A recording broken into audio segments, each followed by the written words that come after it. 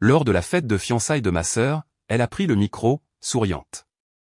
Rencontrer mademoiselle d'honneur. Oh, attendez, non. Elle a fait semblant de bouder. Trop laide pour le rôle. Trouver quelqu'un de plus joli. La foule a ri. Nos parents ont applaudi. La tante a souri. J'ai souri pas blessé, mais en sachant. À l'amour, j'ai trinqué, glissant un petit cadeau à son fiancé. Son sourire a vacillé. La musique a sauté. Et soudain, plus personne ne riait. Chloé a arraché le microphone au chef d'orchestre et l'a tapé 2 fois.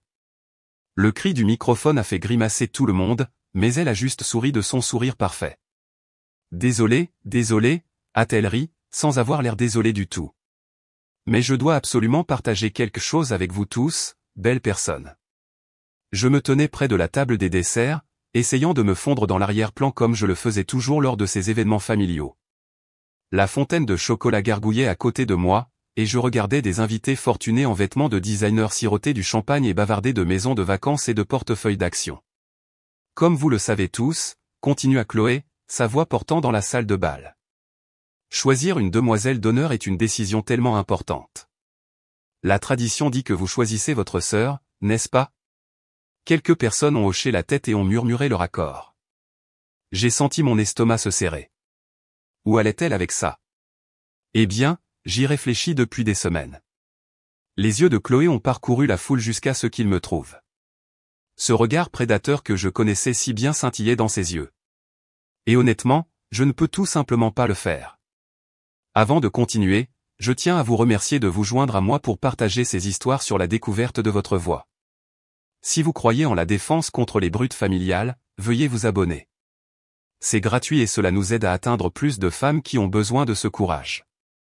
Maintenant, voyons comment cela se déroule. La salle est devenue silencieuse, à l'exception de la douce musique de jazz jouée en fond sonore. Quelqu'un a nerveusement fait teinter un verre. J'ai serré ma flûte de champagne plus fort, sentant le cristal frais contre ma paume. Je veux dire, regardez-la, a dit Chloé, me pointant directement du doigt. Petite Sophie douce d'Anson. Qu'est-ce que tu trouves cette robe? Le rayon des stockages de Monoprix. Quelques personnes ont ricané. Henry Morrison, le partenaire commercial de papa, a même gloussé à voix haute. Maman s'est couvert la bouche, mais je pouvais voir ses épaules trembler de rire contenu. Chloé, a dit Marc tout bas, mais elle l'a fait taire d'un geste. Oh, allez, Marc. Elle sait que je joue juste. N'est-ce pas, sœur? La voix de Chloé débordait de fausse affection. Le fait est, tout le monde, j'ai besoin de quelqu'un qui puisse réellement être belle sur les photos. Quelqu'un qui ne fera pas ressembler mon album de mariage à une publicité avant-après. D'autres rires ont parcouru la foule. Tante Brigitte a levé son verre de vin dans ce qui semblait être une approbation. Nos parents rayonnaient de la performance de leur fille d'or. J'ai forcé un sourire sur mes lèvres. Le même regard faux que j'avais perfectionné en 32 ans d'être la cible de Chloé. Mais quelque chose était différent ce soir. Peut-être que c'était la petite boîte enveloppée dans mon sac à main, celle que je portais depuis 3 semaines.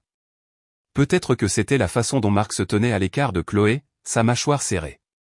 Alors à la place, a annoncé Chloé triomphalement, j'ai choisi ma magnifique sœur de sororité, Madison, comme demoiselle d'honneur. N'est-elle pas parfaite? Madison a fait signe de l'autre côté de la pièce, ses cheveux blonds attrapant la lumière du lustre. Elle avait l'air de pouvoir figurer dans un magazine, tout comme Chloé. Dents parfaites, peau parfaite, tout parfait. La foule a applaudi poliment. J'ai utilisé le bruit pour me rapprocher du devant, me faufilant entre des groupes d'invités qui retournaient déjà à leur conversation sur les tournois de tennis et les galas de bienfaisance. Maintenant, a dit Chloé, reposant enfin le microphone sur son pied. Levons nos verres à l'amour et au bonheur. Tout le monde a levé ses verres. Le cristal s'est cogné dans une symphonie de richesse et de privilèges. Mais avant que quiconque ne puisse boire, je me suis avancé. En fait, Chloé, ai-je dit, ma voix portant plus loin que je ne l'avais prévu dans la pièce soudainement silencieuse. J'aimerais aussi trinquer. Le sourire de Chloé a vacillé juste une seconde avant de reprendre sa place. Oh, comme c'est gentil à toi, Sophie. Tout le monde, ma sœur veut dire quelque chose de gentil. J'ai fouillé dans mon sac et sorti la petite boîte blanche que j'avais soigneusement enveloppée la nuit précédente. Papier blanc simple, ruban argenté. Rien d'extraordinaire, juste comme moi, selon tout le monde dans cette pièce. Je vous apporte un cadeau de fiançailles à tous les deux, ai-je dit, tendant la boîte vers Marc. Quelque chose de spécial que j'ai pensé que vous devriez voir. Marc a semblé confus, mais a fait un pas en avant. Ses mains n'étaient pas tout à fait stables alors qu'il tendait la main vers la boîte. J'ai remarqué qu'il avait bu plus que d'habitude ce soir, essayant probablement de traverser une autre des performances de Chloé. Comme c'est attentionné, a dit Chloé, mais j'ai attrapé le léger tranchant dans sa voix. Elle n'aimait pas les surprises, surtout celles qu'elle n'avait pas planifiées elle-même. J'ai levé ma flûte de champagne bien haut, sentant le poids de chaque regard dans la pièce. Maman avait l'air fière, pensant probablement que j'allais enfin dire quelque chose de gracieux sur sa fille préférée. Papa consultait son téléphone, déjà ennuyé. Tante Brigitte souriait narquoisement comme si elle attendait une autre chute. À l'amour, ai-je dit clairement, en regardant Marc commencer à défaire le ruban argenté avec des doigts tremblants. Et à obtenir exactement ce que vous méritez. Les mots sont restés suspendus dans l'air comme de la fumée. Marc a soulevé le couvercle de la boîte, et j'ai vu son visage changer. D'abord la confusion, puis la reconnaissance, puis quelque chose qui ressemblait à de la panique. La petite clé USB à l'intérieur brillait d'argent sous les lumières de la salle de bal. « Qu'est-ce que c'est » a demandé Chloé, essayant de voir dans la boîte. Mais Marc l'avait déjà fermée, ses jointures blanches contre le carton blanc. La pièce était complètement silencieuse maintenant, à l'exception de la douce musique de jazz qui semblait soudainement trop forte. Même la fontaine de chocolat semblait avoir arrêté de gargouiller. Je gardais mon verre levé, attendant. C'était le moment que j'avais planifié pendant des mois. Pas par méchanceté, mais par survie. Chloé m'avait passé toute ma vie à me faire sentir petite, inutile, invisible. Elle m'avait volé mon cavalier de bal, saboté mes entretiens d'embauche et transformé les réunions de famille en séances d'humiliation publique. Mais ce soir était différent. Ce soir, j'avais quelque chose qu'elle ne connaissait pas, ouvre-la correctement, Marc, ai-je dit doucement. Je pense que tout le monde aimerait voir ce qu'il y a à l'intérieur. Le sourire parfait de Chloé commençait à se fissurer sur les bords. Elle a tendu la main vers la boîte, mais Marc l'a rapprochée de sa poitrine. Peut-être devrions-nous faire ça en privé, a-t-il dit, sa voix à peine audible. Oh non, ai-je dit en prenant enfin une gorgée de mon champagne. Ça avait le goût de la victoire. Je pense que tout le monde ici mérite de voir. Après tout, Chloé adore partager des choses avec la foule. Le silence s'est étiré plus longtemps. Quelqu'un a toussi. Une femme en robe rouge a murmuré quelque chose à son mari. Le groupe avait complètement arrêté de jouer, sentant la tension dans la pièce. Et pour la première fois de toute ma vie, ce n'était pas moi que tout le monde regardait avec pitié ou amusement. C'était moi qui contrôlais. La clé USB reposait dans la paume de Marc comme une petite bombe prête à exploser. Mais alors que je le voyais pâlir, mon esprit est retourné à un autre moment où j'avais eu tout le pouvoir, pour finalement le voir le voler. J'avais 7 ans, debout sur la scène de l'école primaire dans ma robe bleue avec le col blanc. Maman avait passé des semaines à m'aider à mémoriser mes répliques pour la pièce de printemps. J'allais être la narratrice, le rôle le plus important. Mais 3 jours avant la représentation, Chloé a convaincu Madame Henderson qu'elle conviendrait mieux au rôle. La voix de Sophie est si calme, avait-elle dit gentiment. Je projette beaucoup mieux. Maman avait hoché la tête en signe d'accord. Chloé a plus de présence scénique. Je me suis retrouvé arbre numéro 3, debout silencieusement en arrière-plan pendant que Chloé récitait mes répliques méticuleusement mémorisées sous des applaudissements retentissants. C'est la première fois que j'ai appris à me faire petite pour qu'elle puisse être grande. Le schéma s'est poursuivi tout au long du collège. Chloé a rejoint tous les clubs qui m'intéressaient, puis a réussi à devenir présidente ou capitaine en quelques semaines. Quand j'ai auditionné pour l'équipe de débat, elle a convaincu l'entraîneur qu'avoir 2 sœurs pourrait créer des drames familiaux qui nuiraient à la concentration de l'équipe. J'ai été licencié. Elle ne l'a pas été. Le lycée a apporté l'incident du bal dont tout le monde parlait encore lors des réunions de famille. Danny Patterson m'avait invité au bal de promo junior 3 semaines à l'avance. J'avais acheté une robe rose, pratiqué la danse dans ma chambre, et je me sentais vraiment jolie pour une fois dans ma vie. Puis Chloé a décidé qu'elle le voulait. Je les ai trouvés en train de s'embrasser près des portes du gymnase la veille du bal. Danny a eu la décence de paraître honteux, mais Chloé a souri et a dit qu'il avait réalisé qu'il préférerait sortir avec quelqu'un qui sait s'amuser. Quand j'ai pleuré cette nuit-là, maman s'est assise sur mon lit et m'a caressé les cheveux. Chérie, Chloé t'a probablement épargné de l'embarras. Danny est très populaire. Tu n'aurais peut-être pas su gérer ce genre d'attention. Les mots piquaient plus que de les regarder danser le lendemain soir pendant que je restais à la maison avec une pinte de glace et de vieux films. L'université était censée être mon nouveau départ. Université de la Sorbonne, à 3 heures de route de l'école privée d'arts libéraux de Chloé. Pendant 2 années glorieuses, j'ai eu mes propres amis, ma propre identité, mes propres petits succès. J'ai rejoint le magazine littéraire du campus et j'ai même fait publier une nouvelle. Pour la première fois, les gens me connaissaient sous le nom de Sophie l'écrivaine, pas la sœur maladroite de Chloé. Mais en dernière année, Chloé a été transférée dans mon école. Je veux être plus proche de la famille, a-t-elle dit à nos parents. Ce qu'elle voulait vraiment, c'était s'assurer que je ne la dépasse pas, même à distance. Elle s'est précipitée dans ma sororité et est devenue présidente des affaires sociales en un semestre. Elle a commencé à sortir avec le gars qui me plaisait depuis des mois, même si elle ne s'était jamais intéressée à lui auparavant. Elle organisait des fêtes dans notre petit appartement partagé et invitait toutes les personnes que je connaissais. Puis elle passait ses soirées à faire de petites remarques sur mon poids, mes vêtements, ma personnalité tranquille. Sophie est tellement casanière, disait-elle à mes amis. Elle préférerait lire plutôt que de vivre de véritables aventures. Après l'obtention du diplôme, j'ai pensé que la distance me donnerait enfin la paix. J'ai déménagé dans tout l'État, trouvé un emploi à la bibliothèque municipale de Saint-Germain, et créé une vie qui n'avait rien à voir avec Chloé. Mon petit appartement au-dessus de la boulangerie n'était pas glamour, mais il était à moi. J'avais mes livres, mon jardin, ma voisine âgée, Madame Lecuyer, qui m'apprenait à faire des raviolis le dimanche après-midi. Pendant 3 ans, j'étais juste Sophie, pas la sœur de Chloé, pas la déception, pas l'histoire d'avertissement. Les enfants qui venaient pour l'heure du conte me connaissaient sous le nom de Mademoiselle Sophie, qui faisait toutes les voix drôles. Les adolescents qui faisaient des recherches de documents me faisaient confiance pour les aider à trouver exactement ce dont ils avaient besoin. Les dames du club de lecture m'invitaient à leurs réunions mensuelles de vin et de fromage. Puis Chloé a décidé de rendre visite. Elle s'est présentée un mardi après-midi dans sa Renault Mégane rouge, portant un tailleur de designer qui coûtait probablement plus que mon salaire mensuel. La bibliothèque est devenue silencieuse quand elle est entrée, ses talons claquant contre les planchers de bois comme une compte à rebours. Alors c'est là que tu travailles, a-t-elle dit assez fort pour que tout le monde l'entende. Comment faire connaissance avec Madame Patterson, qui achetait des romans d'amour depuis 15 ans, avait l'air embarrassé. Le garçon adolescent qui recherchait des universités semblait soudainement fasciné par ses lacets. C'est bien que tu aies trouvé quelque chose d'aussi approprié, continua Chloé, passant son doigt manucuré le long de la reliure poussiéreuse d'une vieille encyclopédie. Je veux dire, tu as toujours été plus à l'aise à te cacher dans les coins avec des livres qu'à vivre la vie. Elle est restée 1 heure à discuter avec les clients de son travail passionnant et à faire la publicité de son appartement en centre-ville, de sa vie sociale active. Au moment de son départ, je me sentais à nouveau invisible.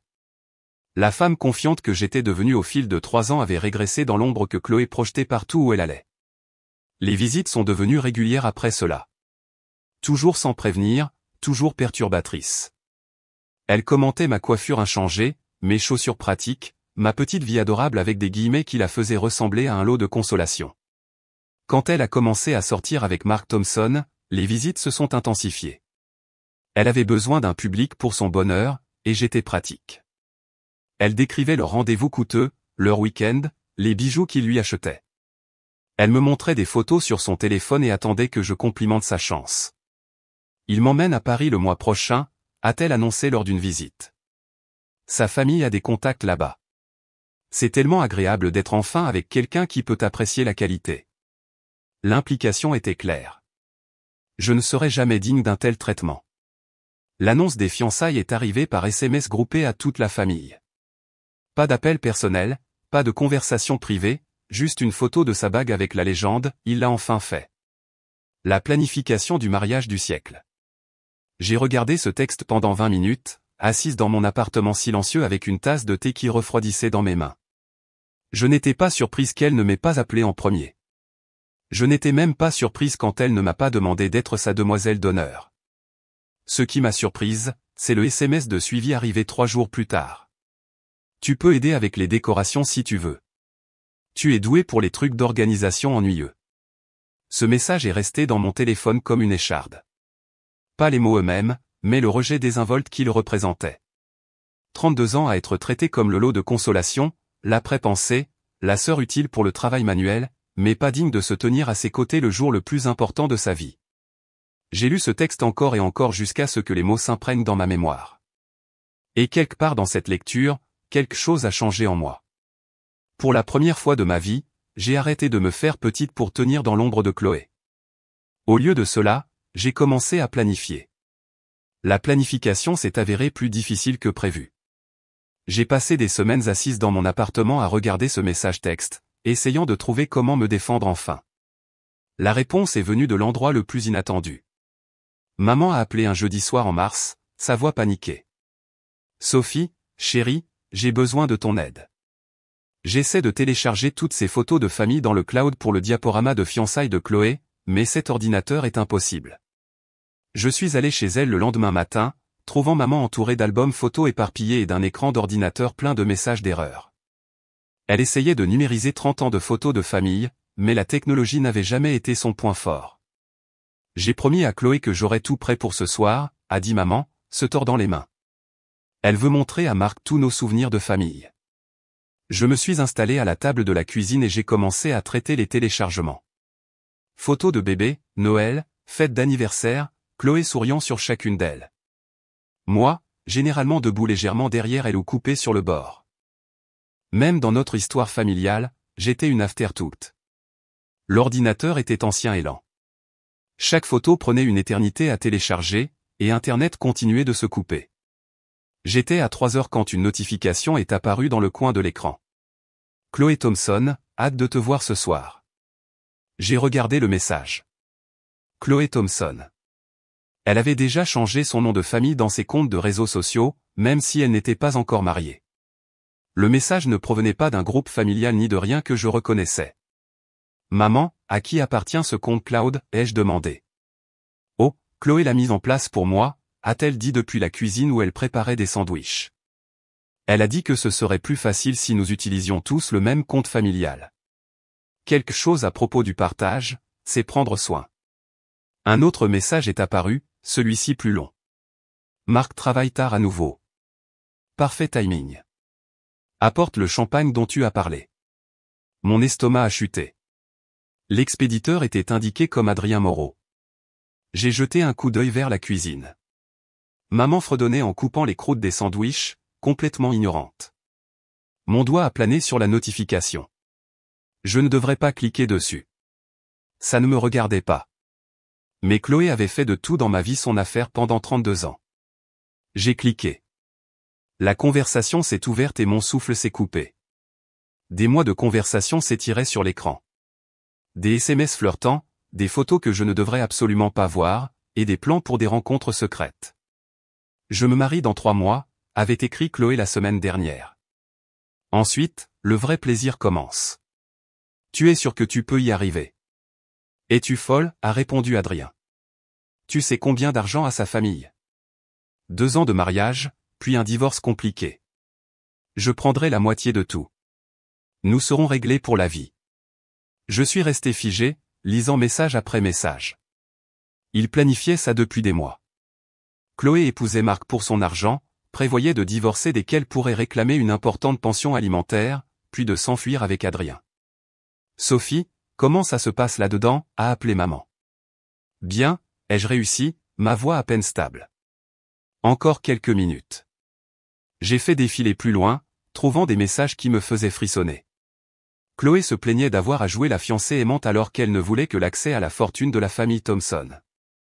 Adrien l'encourageait à en tirer le maximum. Mais le pire était près du bas d'une conversation datant de 2 semaines. J'ai dû rendre visite à ma sœur ennuyeuse aujourd'hui, avait écrit Chloé. Elle travaille toujours dans cette bibliothèque pathétique, vit dans son petit appartement triste. Honnêtement, Adrien, parfois je me sens mal pour elle. Elle est si naïve. Elle pense vraiment que je me soucie du temps passé en famille. Pauvre petite chose, avait répondu Adrien. Heureusement qu'elle est trop stupide pour comprendre ce qui se passe vraiment, n'est-ce pas? Sophie a toujours été lente à réagir. Elle pense toujours que je suis l'enfant doré qui ne peut pas se tromper. C'est en fait hilarant de voir à quel point il m'est facile de la manipuler pour qu'elle m'aide avec les préparatifs du mariage. Main-d'œuvre gratuite. Les messages continuaient, détaillant comment Chloé m'utilisait comme aide bénévole tout en se moquant de ma stupidité derrière mon dos, comment elle avait délibérément choisi Madison comme demoiselle d'honneur pour me blesser, sachant que je m'attendais à être invité. Comment elle avait raconté à Adrien tous mes échecs relationnels et ma vie sociale inexistante pour leur divertissement. Parfois, je me demande ce qui se serait passé si nos parents avaient vraiment prêté attention à elle au lieu de moi, avait écrit Chloé. Mais ensuite, je me souviens à quel point elle est ennuyeuse. Au moins, mon succès fait bonne figure pour la famille. Mes mains tremblaient alors que je faisais défiler des mois de preuves. Des captures d'écran ne suffiraient pas. Il me fallait quelque chose de plus concret. J'ai trouvé le dossier vidéo par accident, en cliquant sur la mauvaise icône en essayant de fermer les messages. Le visage de Chloé a rempli l'écran, visiblement ivre, assise dans ce qui ressemblait à une chambre d'hôtel. « Adrien, tu m'enregistres encore ?» a-t-elle ri, jetant un oreiller sur la caméra. « Arrête. Allez, dis-moi la vérité. » La voix d'Adrien venait de derrière la caméra. « Vas-tu vraiment épouser ce type ?»« Bien sûr », a gigoté Chloé. « Sais-tu combien vaut l'entreprise de construction de sa famille ? De plus, son fonds fiduciaire commence quand il aura 35 ans. C'est l'année prochaine, bébé. » Elle a pris une longue gorgée de ce qui ressemblait à un verre de vin. 2 ans à jouer à la maison, puis boum, règlement de divorce. Nous serons riches et je n'aurai jamais à voir Marc ou sa famille ennuyeuse à nouveau. « Et ta sœur ?» a demandé Adrien. « Ne sera-t-elle pas méfiante ?» Chloé a éclaté de rire. « Sophie, tu rigoles ? Elle désespère tellement de mon approbation qu'elle croira tout ce que je lui dis. Je pourrais voler une banque et elle trouverait un moyen de le justifier. Elle est ma petite marionnette utile depuis que nous sommes enfants. » La vidéo a continué pendant 10 minutes. Chloé détaillant ses plans, se moquant de la confiance de Marc en elle, faisant des blagues cruelles sur mon apparence et ma personnalité. Chaque mot ressemblait à un coup physique. Mais au lieu de la honte et de la douleur familière, quelque chose d'autre montait en moi. Quelque chose de froid et de calculateur que je n'avais jamais ressenti auparavant. J'ai éjecté une clé USB d'un tiroir de la table de ma mère et j'ai commencé à copier des fichiers. Des captures d'écran, des vidéos, des informations bancaires montrant des transferts d'argent entre les comptes de Chloé et d'Adrien. Tout ce qui prouvait ce qu'il prévoyait. « Sophie, chérie, encore combien de temps ?» a appelé maman. « Presque fini », ai-je dit, en regardant la barre de progression avancer. Je sauvegarde tout pour être sûr. Quand la copie a été terminée, j'ai fermé toutes les fenêtres et effacé l'historique du navigateur. Puis j'ai terminé de télécharger les photos de famille innocente que maman voulait. Mes mains étaient stables malgré la tempête qui faisait rage dans ma poitrine. « C'est bon », ai-je annoncé, en entrant dans la cuisine. Les photos sont téléchargées et prêtes pour le diaporama de fiançailles de Chloé. « Oh, merveilleux », a souri maman. « Tu es une si bonne sœur, toujours là pour aider. Chloé a tellement de chance de t'avoir. » J'ai souri et accepté un sandwich, mâchant mécaniquement pendant que mon esprit s'emballait. Pour la première fois de ma vie, j'avais quelque chose que Chloé ne savait pas que je possédais. Et pour la première fois de ma vie, j'allais l'utiliser. Le trajet de retour de chez maman a pris une éternité, mon esprit tourbillonnant d'options. La clé USB reposait dans mon sac à main comme une arme chargée, et j'ai passé toute la soirée à la fixer sur ma table de cuisine. Avoir la vérité était une chose. Savoir quoi en faire en était une autre. Le lendemain matin, j'ai appelé malade au travail pour la première fois en 2 ans. Au lieu de cataloguer des livres et d'aider les clients, je me suis assise à mon ordinateur portable avec une tasse de café et j'ai commencé à planifier. Ma première réaction a été d'appeler Marc directement, de tout lui dire et de le laisser gérer. Mais cela semblait trop simple, trop privé. Chloé m'avait humilié publiquement pendant des décennies. Elle méritait le même traitement. Puis je me suis souvenu de quelque chose qu'elle avait mentionné lors d'une de ses visites à la bibliothèque. Elle prévoyait un diaporama surprise pour la fête de fiançailles rempli de photos et de vidéos de leur relation. Elle avait demandé à plusieurs membres de la famille de contribuer, mais elle avait été frustrée car Marc ne coopérait pas, il est tellement bizarre avec le partage de photos, s'était-elle plainte. À quoi bon sortir avec quelqu'un si on ne peut pas montrer son bonheur? Cela m'a donné une idée. J'ai cherché les coordonnées de Marc dans le groupe familial et je lui ai envoyé un texte soigneusement formulé. « Salut, Marc. Chloé a mentionné qu'elle avait du mal à trouver des photos pour le diaporama de fiançailles. J'adorerais aider à la surprendre. Pourriez-vous partager certaines de vos photos et vidéos préférées de votre relation? Je promets de garder ça secret jusqu'à la fête. Il a répondu en moins d'une heure. C'est vraiment gentil, Sophie. Chloé a de la chance d'avoir une sœur aussi attentionnée. Je vais vous envoyer des fichiers ce soir. Les photos sont arrivées dans ma boîte de réception dans la soirée. 2 ans de documentation de relations, de vacances, de dîners, de réunions de famille, de moments calmes à la maison.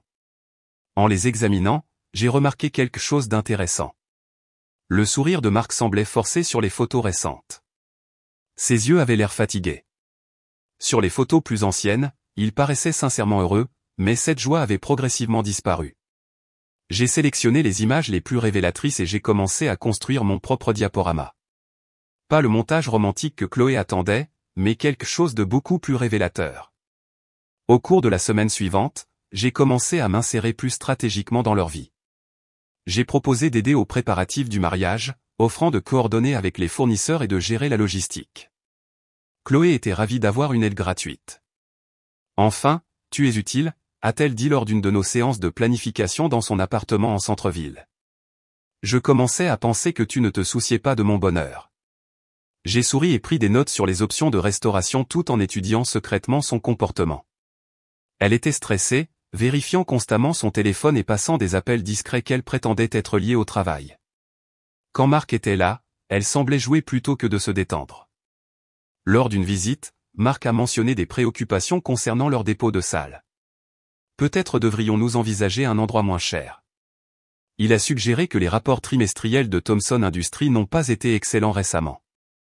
Le masque de Chloé s'est fissuré un instant. Nous ne changeons pas de salle, Marc.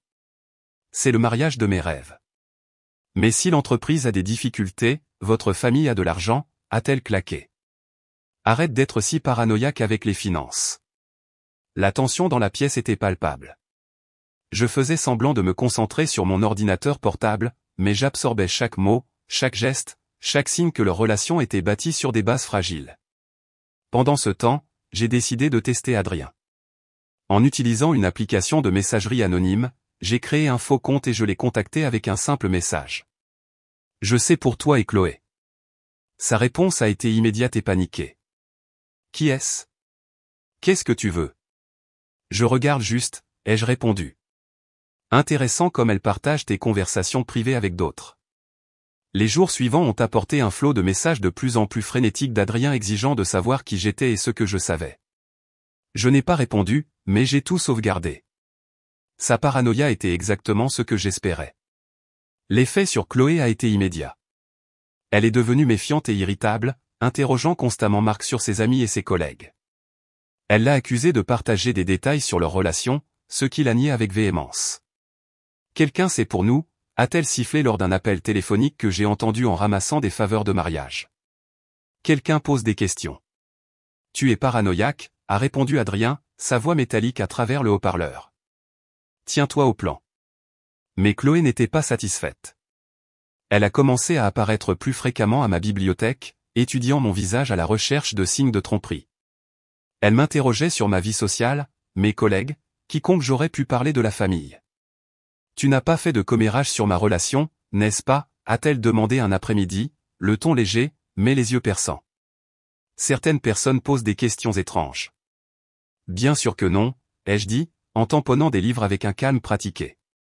Je connais à peine Marc au-delà des réunions de famille. La semaine avant la fête de fiançailles, tout a commencé à s'accélérer. Marc a reporté leur visite de salle, invoquant des pressions professionnelles. Chloé s'est plainte à maman de son froid et de ses préoccupations pratiques agaçantes. Elle perdait le contrôle de son plan soigneusement orchestré, et le stress se manifestait. J'ai passé ces derniers jours à perfectionner ma présentation. La clé USB contenait tout ce dont j'avais besoin, mais le timing serait crucial. Trop tôt et les gens pourraient partir avant de tout voir. Trop tard et Chloé pourrait trouver un moyen de faire tourner la situation. La veille de la fête, je me suis regardé dans le miroir de ma salle de bain et j'ai pratiqué mon toast. Ma voix devait être stable, confiante, mais pas agressive. Je ne cherchais pas à me venger. Je révélais simplement la vérité. À l'amour, ai-je dit à mon reflet, en levant un verre d'eau vide. Et à obtenir exactement ce que vous méritez. Les mots semblaient puissants en sortant de ma bouche. Pendant 32 ans, j'avais été la discrète, la sœur d'arrière-plan, celle qui absorbait la cruauté de Chloé sans riposter. Mais demain soir, cela changerait. J'ai choisi ma tenue avec soin. Une simple robe marine que maman avait dit me rendre présentable. Chloé se moquerait probablement, mais cela faisait partie du plan. J'avais besoin de ressembler à la même sœur inoffensive que tout le monde s'attendait à ce que je sois. Le matin de la fête, Chloé a appelé 3 fois avec des demandes de dernière minute. Aller chercher les fleurs, vérifier l'installation de la restauration, s'assurer que l'équipement du diaporama fonctionnait correctement. Je suis tellement nerveuse, a-t-elle avoué lors du dernier appel. Et si quelque chose tourne mal? Tout sera parfait, les jeux assurés. Et pour la première fois de ma vie, je le pensais vraiment. En entrant dans cette salle de bal quelques heures plus tard, je me sentais différente. Pas confiante exactement, mais déterminée. La clé USB dans mon sac à main ressemblait à une arme secrète, et j'étais enfin prête à l'utiliser. Chloé tenait le roi près de la fontaine à champagne, radieuse dans sa robe de designer et son maquillage parfait. Elle n'a pas remarqué la façon dont Marc se tenait légèrement à l'écart d'elle, ni comment son sourire n'atteignait jamais ses yeux. Elle n'a certainement pas remarqué la petite boîte enveloppée que je portais, ni la façon dont mes mains restaient stables malgré l'ampleur de ce que j'allais faire. Pour la première fois dans notre relation, je savais quelque chose qu'elle ne savait pas, et j'allais en savourer chaque seconde de sa découverte. Marc a regardé la clé USB pendant ce qui a semblé une éternité. La foule avait commencé un chant rythmique, « Ouvre-le, ouvre-le ». Mais il est resté là, retournant le petit appareil dans sa paume comme s'il avait peur qu'il le morde. « Allez, chérie », a dit Chloé, se rapprochant de lui. « Sophie est si gentille, elle nous apporte un petit cadeau. Voyons ce que c'est. » Elle a tendu la main vers la clé USB, mais Marc a retiré la sienne. Quelque chose dans son expression avait changé. Le masque poli qu'il portait toute la soirée commençait à glisser. Marc. La voix de Chloé portait une note d'incertitude que je n'avais jamais entendue auparavant. Qu'est-ce qui ne va pas? Il a regardé de l'autre côté de la pièce vers moi, et j'ai vu la reconnaissance poindre dans ses yeux. Pas de ce qu'il y avait sur la clé encore, mais du fait que ce moment était significatif, que je n'étais pas juste la sœur silencieuse faisant un geste innocent. Il y a un projecteur installé pour ton diaporama, ai-je dit avec serviabilité, en désignant le grand écran à l'avant de la salle de bal. Ce serait peut-être plus facile pour tout le monde de voir.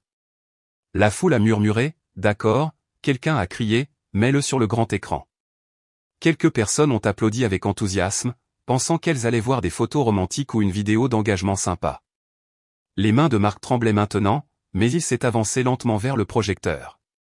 Chloé l'a suivi, ses talons claquant nerveusement sur le marbre. La foule s'est rassemblée plus près, verre à la main, s'attendant à un divertissement. C'est idiot, a ri Chloé, mais le son était tendu. Sophie, qu'est-ce que tu pourrais bien avoir que nous voudrions partager avec tout le monde? J'ai levé mon verre de champagne à nouveau, en regardant Marc insérer la clé USB dans le projecteur avec des doigts tremblants. Oh, je pense que tu trouveras ça très intéressant. Nous tous aussi. L'écran a clignoté et soudain le visage de Chloé a rempli l'écran mural. Elle riait dans ce qui ressemblait à une chambre d'hôtel. Un verre de vin à la main, ses cheveux en désordre. L'audio crachotait à travers le système sonore de la salle de bal. « Adrien, tu m'enregistres encore ?» Sa voix a résonné dans la pièce silencieuse. « Je t'ai dit d'arrêter. » La foule est devenue complètement immobile. Le visage de Chloé à l'écran était radieusement heureux, rayonnant d'une intimité que tout le monde dans la pièce pouvait reconnaître. Mais la Chloé debout à côté du projecteur était devenue blanche comme sa robe de fiançailles. « Éteins-le » a-t-elle murmuré, mais sa voix était noyée par l'audio qui continuait de jouer.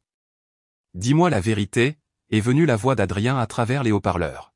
« Vas-tu vraiment épouser ce type ennuyeux ?» Chloé a éclaté de rire à l'écran. « Bien sûr que oui.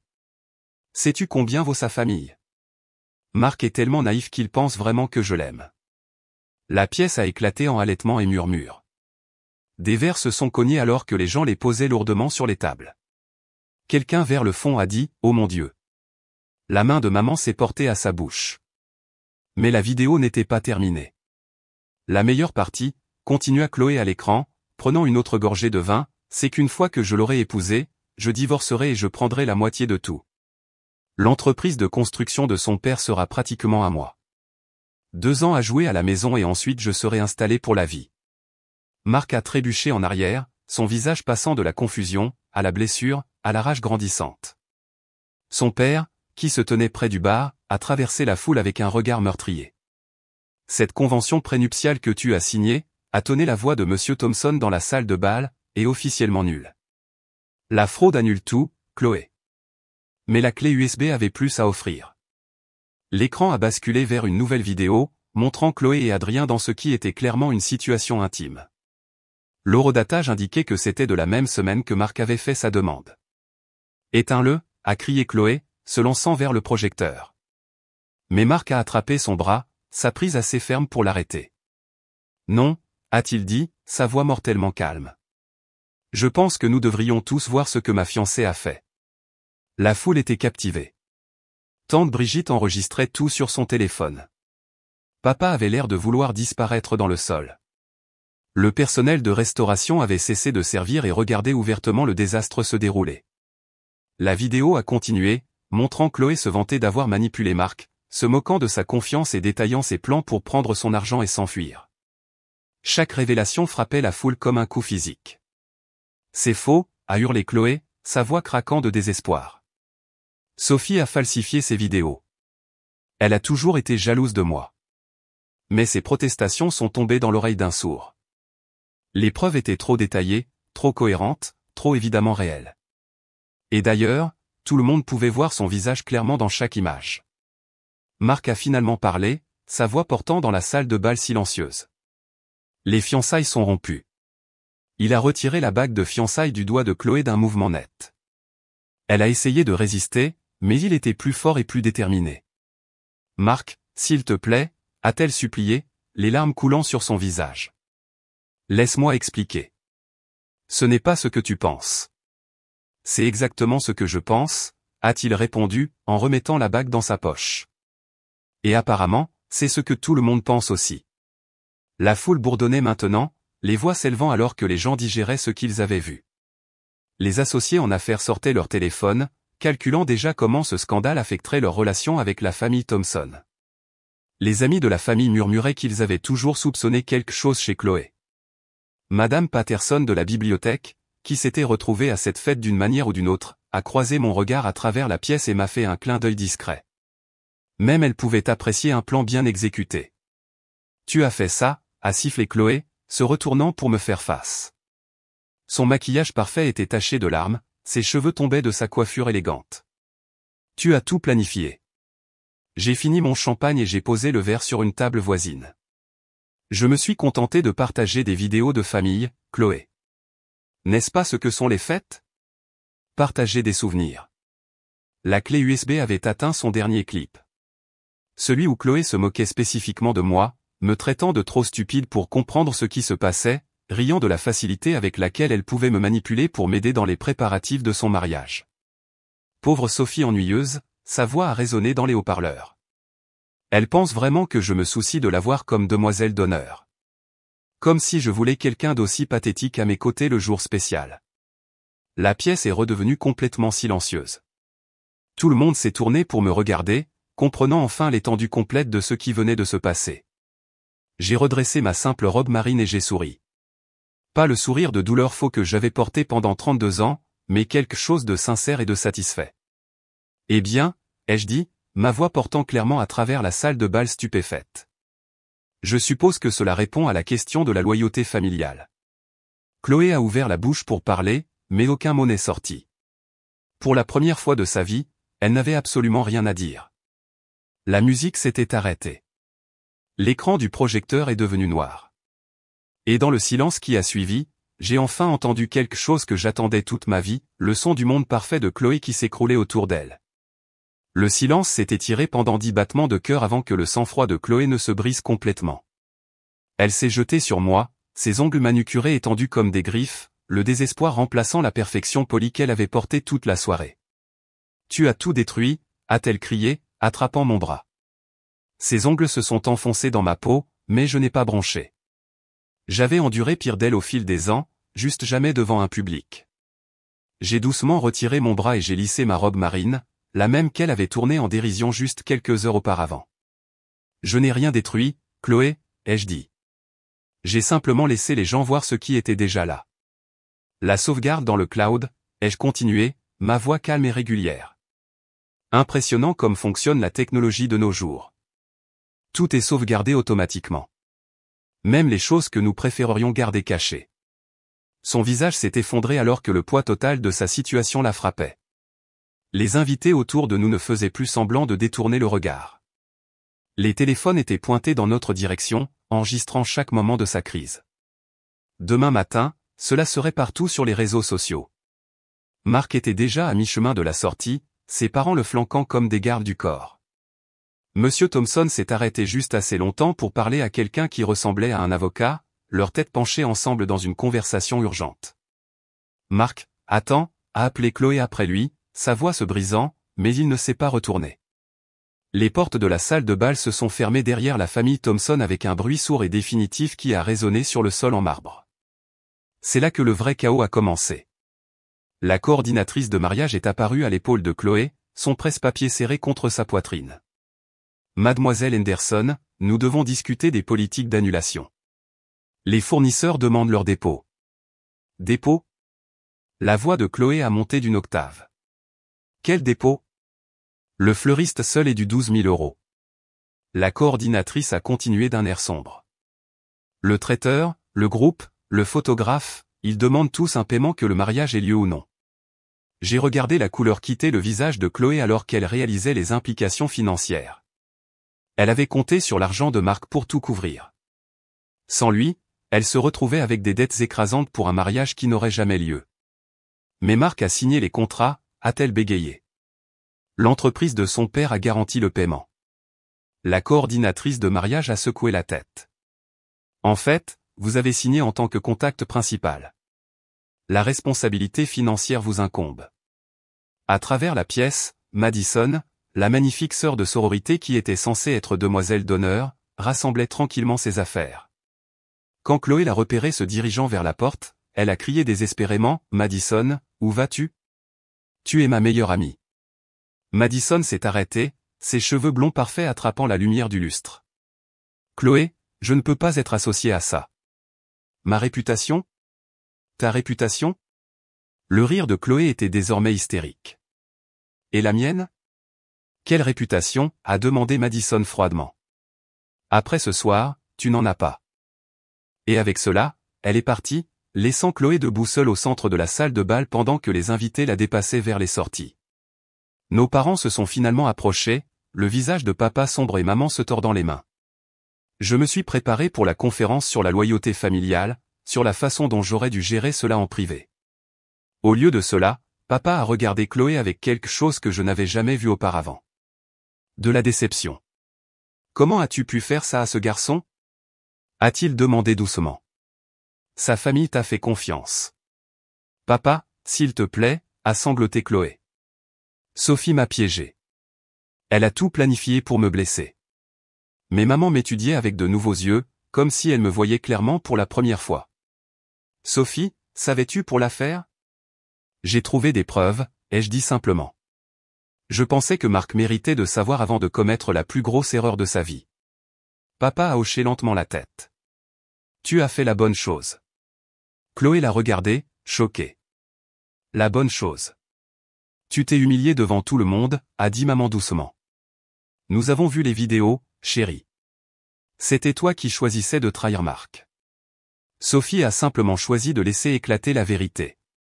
Tante Brigitte s'est approchée, son verre de vin toujours à la main, un sourire satisfait jouant sur ses lèvres. Eh bien, c'était certainement divertissant. La meilleure fête à laquelle j'ai assisté depuis des années. Ce n'est pas drôle, a claqué Chloé. Oh, mais si, a répondu Brigitte. Le karma a un sens du timing tellement délicieux. Le personnel de restauration nettoyait déjà, empilant les chaises et ramassant les verres de champagne abandonnés. Le groupe rangeait ses instruments pendant que le photographe supprimait des photos de son appareil. En 1 heure, toutes les preuves de la fête de fiançailles de Chloé seraient parties, à l'exception des vidéos qui circulaient maintenant sur les réseaux sociaux. Chloé s'est tournée vers moi une dernière fois, son maquillage taché et ses cheveux tombant de sa coiffure élaborée. Depuis combien de temps planifies-tu ça? Depuis que tu m'as envoyé ce texte sur les décorations, ai-je admis.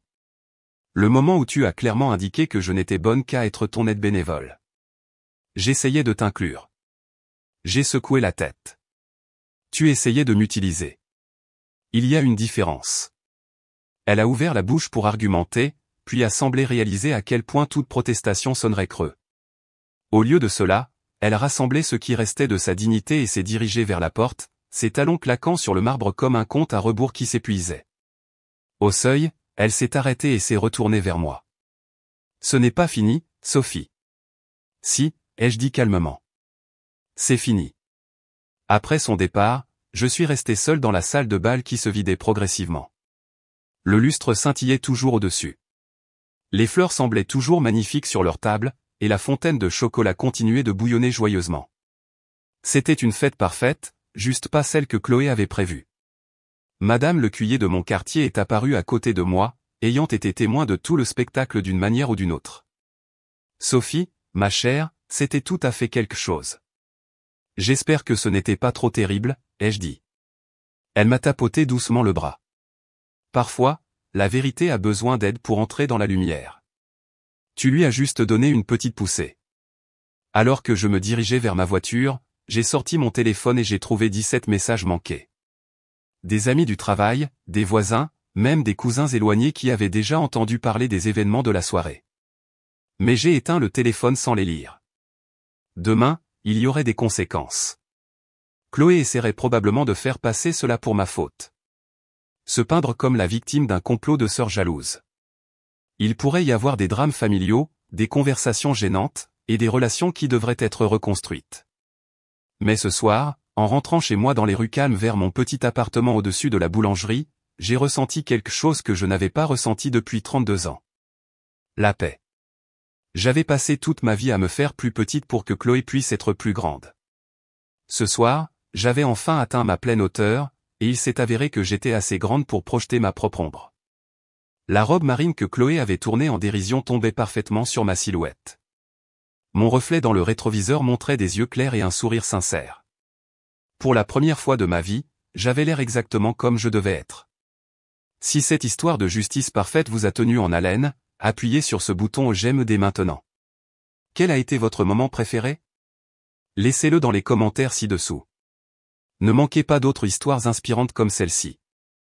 Abonnez-vous et appuyez sur la cloche de notification pour ne jamais manquer une publication.